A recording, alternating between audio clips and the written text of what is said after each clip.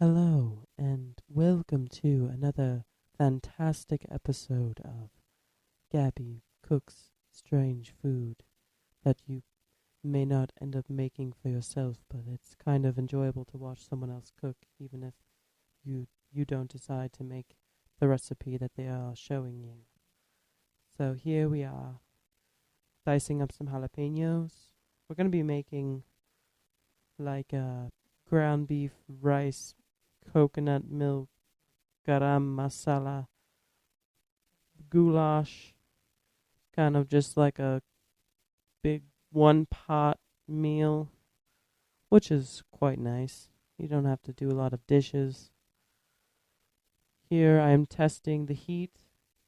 If if you sprinkle some water in your preheating stainless steel pan and the water shoots about just like this, just crazy, the pan is too hot. Take the pan off the heat, turn the heat down, and try again with another bead of water. And this next one here will demonstrate that perfectly. You throw in the water, it breaks up, but then it all joins back together. The pan is perfectly heated. Next, I will throw in some beef tallow. There's a video coming up soon of my process for rendering beef suet down into beef tallow for cooking. I really enjoy it. I think you will too. So stay tuned for that.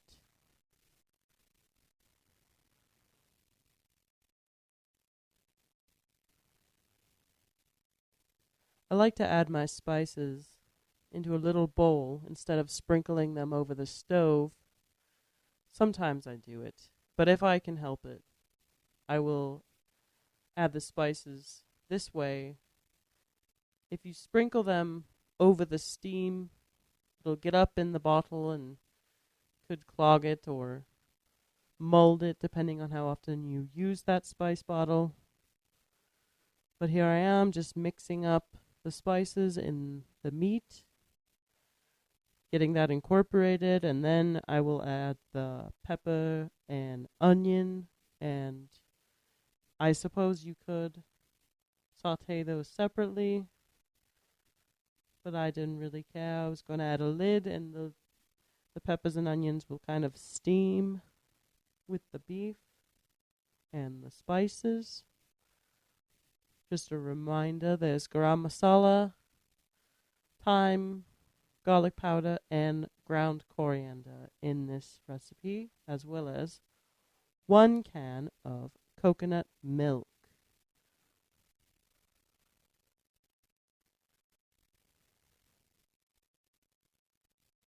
Oh yeah, look at that nice solid chunky fat. It's a very rich recipe. Satiating. This brown sugar is optional, but I highly recommend adding it, or maple syrup if you have it. We usually have maple syrup in the house, but we were out at this particular time. Slowly adding in the rice. It took me quite a while, to be honest.